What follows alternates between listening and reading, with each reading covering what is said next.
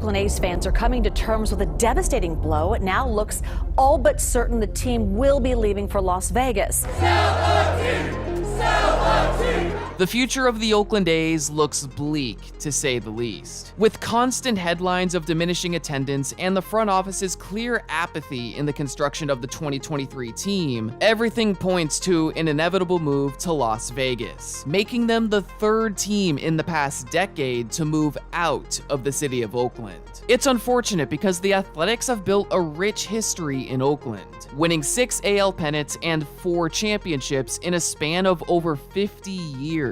Legendary players such as Reggie Jackson, Mark McGwire, Catfish Hunter, and Rickey Henderson spent a significant portion of their careers in Oakland. Even some of today's best players originate from the A's, such as Matt Olson, Matt Chapman, Sean Murphy, and Marcus Semien. Although the player I'm talking about today was never an MVP or all-star caliber player, his status as a team icon derives from his role in the infamous 2002 Moneyball team. And that player is Scott Hatteberg. Now, before we move on, if you have a team icon or overlooked player you'd like me to cover next, leave it down in the comments below. Hatteberg was drafted by the Red Sox in the first round of the 1991 draft and made his big league debut in 1995. He became a regular starter in 1997, and his first few seasons in that role were pretty solid. Between 1997 and 2000, he had a 797 OPS, placing him as one of the better hitting catchers at the time. Although, in Hatteberg's era, teams were using traditional stats such as batting average, home runs, and RBIs. While Hatteberg had a solid batting average, he wasn't the typical slugging catcher. Instead, much of his value came from his patience and ability to get on base, a skill set that wasn't appreciated at the time.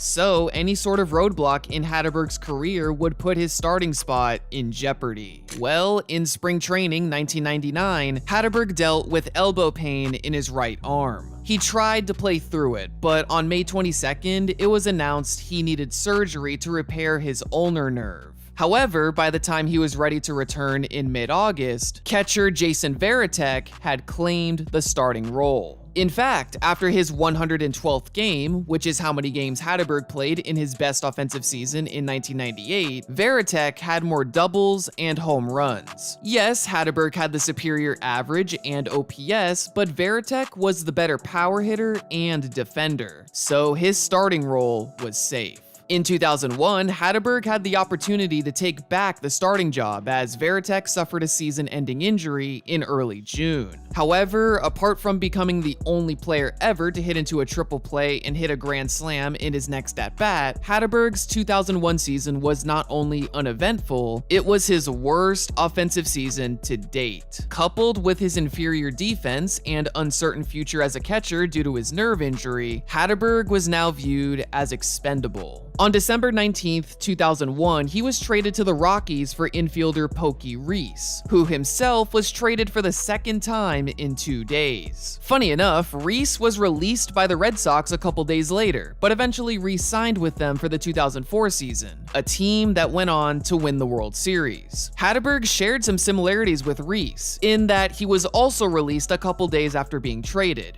although the Rockies were interested in keeping Hatteberg as a catcher, but with the significant pay cut. The team believed no one would be interested in a catcher who couldn't throw, but Hatteberg refused and remained a free agent. Still, his career was in serious jeopardy. I thought my career was over. I couldn't throw. When my elbow blew out, it didn't come back like it did before, so as a catcher, that's not good. Hatteberg desperately needed a lifeline. And that's where the Oakland A's came in. He signed a 1-year, $1 million deal under the condition he becomes a first baseman. Not only had Hatteberg never played first base, he was brought in to help fill the massive hole left by former MVP Jason Giambi, who signed a $120 million contract with the Yankees. Considering where the A's payroll was in 2001, they were never going to afford Giambi's demands, nor could they afford to keep Johnny Damon or Jason Isringhausen. The team had replacements lined up, but there were questions if any of them could be adequate replacements, especially in the case of Hatteberg.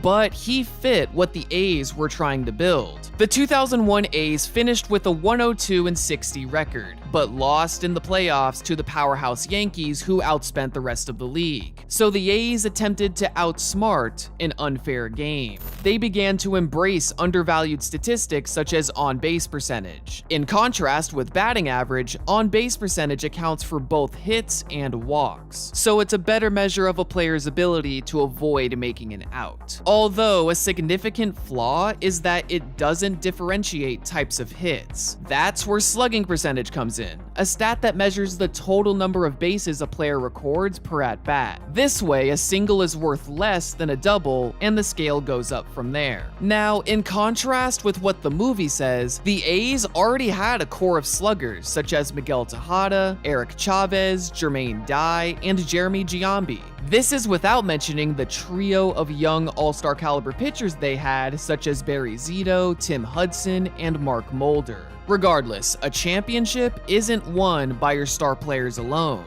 Everyone has to contribute. So the methods GM Billy Beane was using wasn't to build an entirely new squad, but to maximize the return from their non-star acquisitions through the use of undervalued stats. Hatteberg understood this. He didn't fit the big power hitter archetype of the steroid era, yet he still had significant value, and the A's were the only team to notice this. As the result of the numerous big-name departures, there wasn't a clear consensus outlook for the 2002 A's, but they started the season on the right track as they were set to end April around 5 games over 500 following a sweep of the White Sox. Then the A's met a familiar foe, the New York Yankees. Now, the A's already faced the Yankees in the series before the White Sox, losing 2 out of 3. This time around, even with the momentum of the sweep, they lost 2 out of 3 again. Thankfully, they were set to face the White Sox again, but this time the results were much different, and the team's downward descent worsened by the day. On April 28th, the A's were 5 games over 500 and 3 games out of first place. Less than a month later, on May 23rd, they were 6 games under 500, sitting last in the AL West. In fact, according to Hatteberg, Sports Illustrated planned to write an article on the previous year's team, only for them to scrap it because they no longer resembled the 100-win team from 2001. In order to save the season, GM Billy Beane made numerous moves in late May, and one of those moves went against the sabermetric methods he was using. On May 22nd, the A's traded outfielder Jeremy Giambi to the Phillies for outfielder John Mabry. At the time, this trade may have been a little odd to some, but the online sabermetric community was dumbfounded. Check out some of these comments from a website called Baseball Think Factory. This is probably the most lopsided trade I have ever seen. I'm not exaggerating. There is absolutely no way this trade works out for Oakland. Even if Giambi suffers a career-ending injury tonight, Mabry is worse than a 0. He's below replacement level. Now, ignoring the first half of this comment, this person had a point. Mabry hadn't produced a positive WAR in 5 years, and the last time he had a league average OPS was in 1996. After the trade, Billy Beane said they were concerned Giambi was too one-dimensional, which was fair as Giambi was a much worse defender than Mabry. Still, they were trading a guy with an elite 390 on-base percentage for a guy who barely got on base at a 300 rate. As much as the use of sabermetrics has increased over time, baseball is still a game of ups and downs. This team needed a jolt of energy to kickstart their season again. That's why they traded Giambi, among the few other moves they made too, including the demotion of first baseman Carlos Pena. Well, less than a month later, these moves had paid dividends. Between May 24th and June 24th, the A's went from 20-26 to 44-31, and they took this streak into the All-Star break. In fact, the team's 2 best offensive players after May 24th were John Mabry and Scott Hatteberg, who was thriving in his new role at first base following the demotion of Carlos Pena. However, following the All-Star break, the A's turned back to their inconsistent ways and placed 3rd in the division at the end of July. Time was running out, and unless something drastic occurred, the Moneyball experiment was destined for failure. Well, I'm sure you know what happens next. Ground ball to the right side. Left-handed hitter. Oh, Jermaine Dye. Way back there, Stewart to the wall. The A's have a 3-0 lead. 1-2 pitch. Make it 24-9. Billy Cox saves it. Bangs this one into center field. Long. Cannot get there. He tried to decoy Burke. Now makes the throw. Burke slides and he's out. Unbelievable. He can hurt you, though, if you make, again, anybody in this lineup, this A's lineup. And it's on the way. Strike three called. 12 straight wins for the Athletics. And that's the sound of 14 straight victories. And the A's have won 16 in a row. Broke it back and base hit to center. Burns scores. Durham scores. It is over. 17 in a row. Miguel's has a 3-run walk-off homer to win the game. Tejada up the middle. The A's have won 19 in a row. Chavez, a line drive base hit into right field. 1 run will score. Coming around third is Durham. He will score. And the A's lead it by a score of 11-0.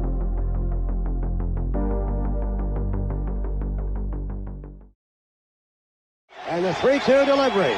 Swing. There's a high fly ball to left. Burns racing back deep to the corner. He's at the wall. It's gone. It's a home run for Mike Sweeney. And this is an 11-10 game. 1-2 pitch. Alisea puts it in play. A looper to left field. It's in for a base hit. Around third, tearing for the plate. Here comes a tying run. Sliding save. And the ball game is tied at 11-all. Scott Hatteberg pops out as a pinch hitter for Eric Burns. Look at that. The police are walking in the A's dugout, so they at least feel like something's going to happen this inning. Swung on, fly ball, deep right field. They've done it again.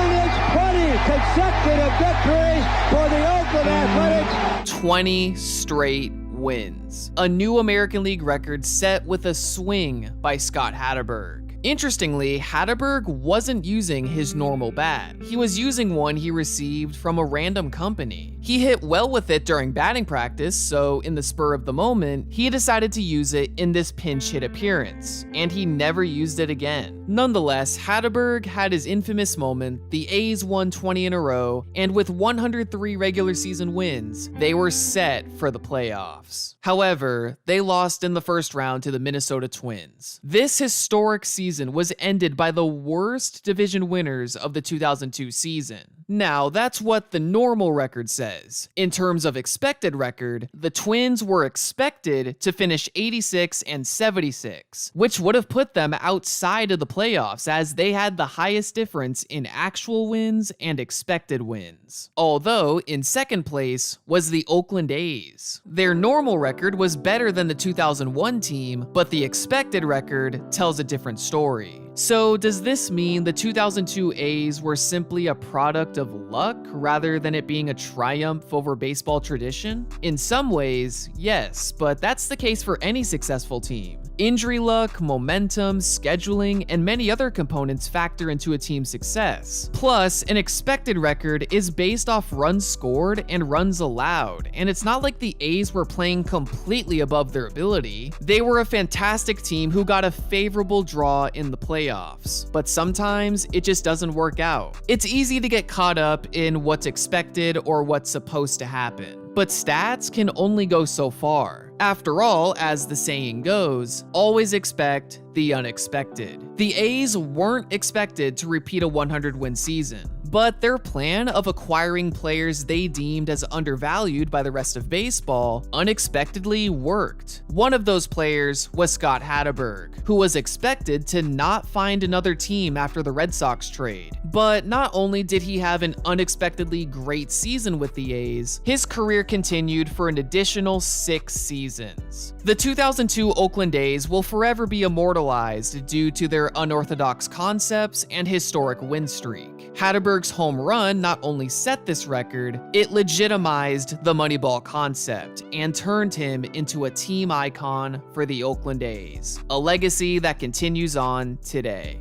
I hope you guys enjoyed the video. Leave a like if you did, subscribe to Raving Sports, and check out my channel, SportStorm. Thanks for watching.